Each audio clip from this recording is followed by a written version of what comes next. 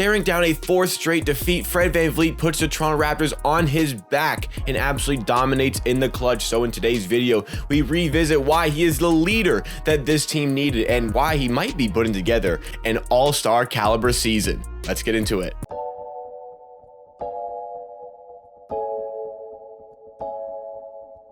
Welcome NBA and Raptors fans. This is Amateur Sports, your source for everything Toronto Raptors. We do Raptors news, mock trade breakdowns, game recaps, and so much more. So if you like the Toronto Raptors and you enjoy content in this video style, make sure you are subscribed to Amateur Sports for 4+ Raptors videos a week, and you can help us on a road to 8,000 subscribers on this channel. Thank you so much for the great support this community gives me. But the game yesterday, Fred VanVleet comes alive and shows his will in the clutch as he knocks down the all-important three to give the Raptors that 2-possession lead, ultimately beating the Philadelphia 76ers 115-109. And this is off the back of 3 straight losses for the Toronto Raptors, and quite an embarrassing one 2 days ago against the Boston Celtics. But the Raptors showed their bottle, showed their reserve, and showed their will to be a winning team. There were so many great performances on the Toronto Raptors, but the one in particular we have to shine the light on is Fred VanVleet. Absolutely outstanding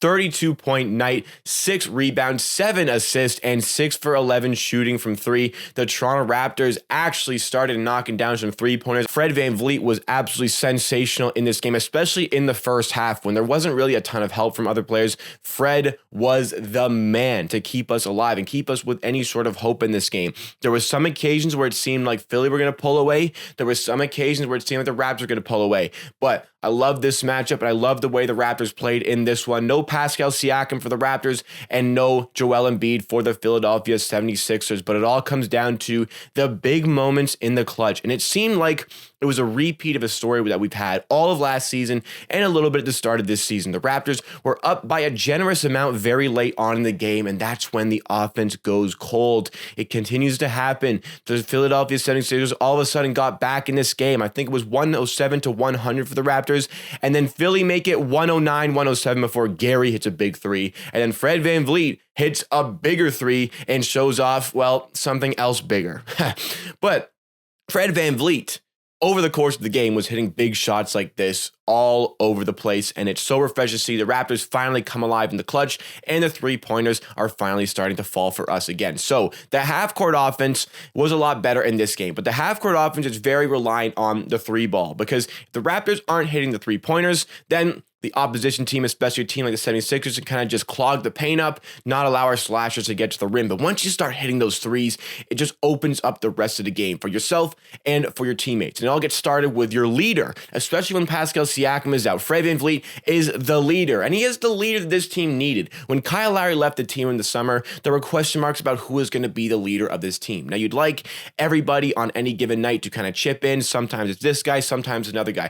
But Fred VanVleet, I think, looking this team, is the person that needs to be the leader, that the young guys, that every player needs to rally behind. And leaders, they lead by example. Fred VanVleet can be somewhat of a vocal leader, but he's more of a lead by example type of leader. You know, there's all these different guys in the league. Some are very vocal about the way they can be a leader, but others like Fred VanVleet prefer to do the talking with their basketball playing ability, and well, maybe some obscene gestures as well, which was, I mean, I really enjoyed that one from Fred, especially in front of Sam Cassell, who made that celebration famous. But Fred in this game showed his great progression as not only an offensive player in terms of scoring, but an offensive player in terms of his point guard ability. I've said before and I've stressed before that Fred VanVleet is basically a shooting guard, but he's confined and trapped to the point guard style body that he has. But in this game, Fred, with those 7 assists, he was making things happen from a playmaking standpoint. And that is the progression we needed. We needed that leadership replacement for Kyle Lowry, and we also needed that point guard general replacement for Kyle Lowry. And Fred VanVleet is providing that big time. And it's also nice and very refreshing for him to have a proper shooting guard in Gary Trent by his side, who also had a pretty good game. Shout out OG Anunoby as well. Despite not hitting either of those 2 big shots near the end, it was OG's ability to create some switches, to create some rotations, and kick it out to free up that Gary and Fred VanVleet corner 3 at the end of the game. There has been question marks about the half-court offense, and there will continue to be, from myself especially. But in this game, the Raptors showcased their ability to knock down big shots. And it's not the first time this season has Fred VanVleet has been able to do it. The second time he played the Wizards this season, Fred VanVleet also showed a very good ability to hit those big shots. But as we get into these big moments, this is where the Raptors are going to separate from the really good teams in the East to the really bad teams in the East. Last season in Tampa, these are the games that the Raptors would always seem to lose. And we've lost a couple of these this season, those very close ones, but we've had our fair share of wins in close games as well. And this is just another one to add on to it. Last season, the Raptors, their record was faulty, a lot to do with the fact that in those late game situations, we couldn't close and end up losing those very small ones, very small margin of victories for the other team. 2 years ago, the reason we were so successful is that we were able to turn most of these into wins rather than losses. That started a lot with Kyle Lowry. Kyle Lowry wasn't always the guy in the clutch to get those buckets.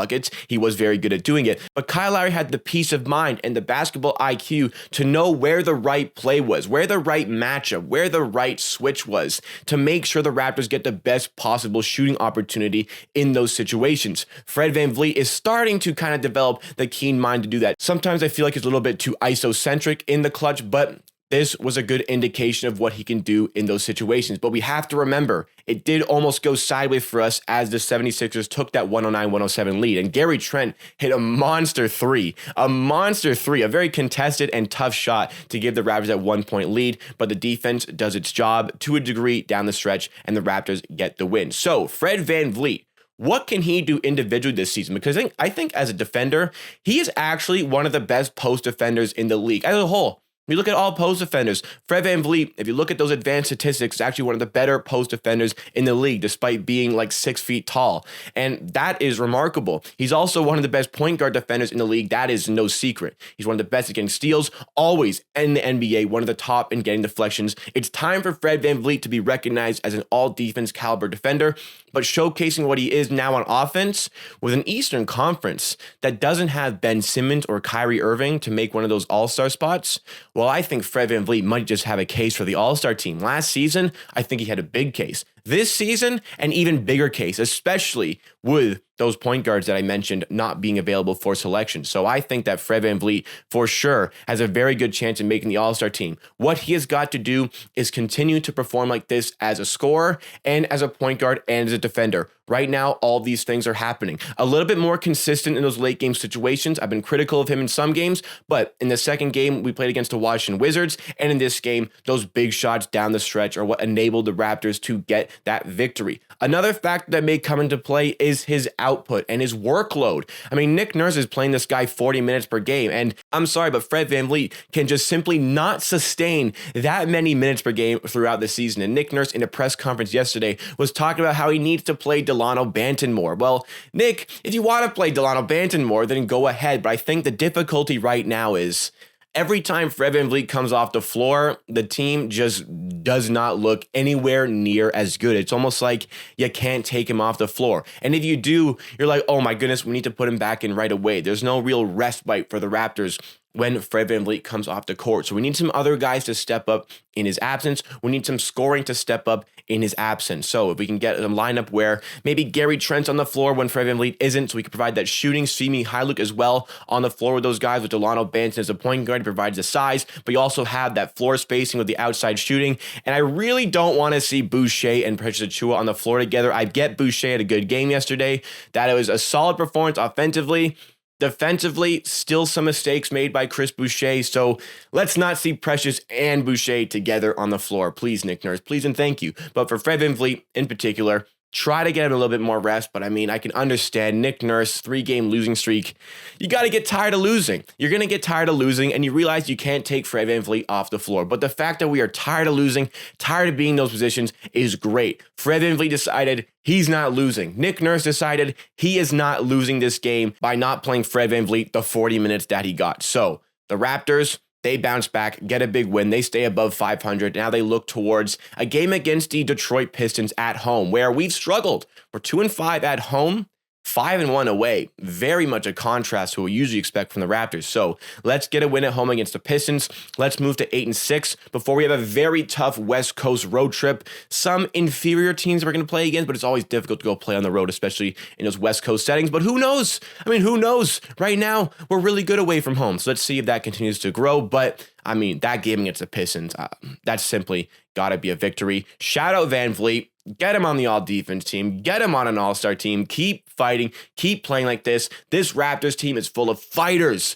3-game losing streak. They did not want to see another one go past them. They fought to the death and end up getting a hard-earned victory. Great win for the Raptors. Didn't quite catch it all because I was at the Raptors 905 game yesterday. Caught some pieces, and I recorded and watched a ton of the game as well to get my proper insight on the game for videos like this to present to you guys. Look how hard I work for everybody. But thank you so much for watching. Just comment what you thought about the game. Give me your true thoughts. I mean, I didn't catch it in real time, so how was it for you knowing this, what was at stake? Because I knew the Raptors were going to win watching the whole time. But all of your thoughts, opinions, and comments down below. Make sure you like the video. If you did enjoy, we do game recaps like this for pretty much every game, plus so much more Raptors content. So make sure you're subscribed for 4+ Raptors videos every single week. I say 4+ because I try to do 4 minimum, but usually it's even more than that. Some other channels you may enjoy. Again, I was at that Raptors 905 game and I vlogged my experience. That one is going to be out in the next hour or so on MHR TV, and there is going to be a post-game show still for this game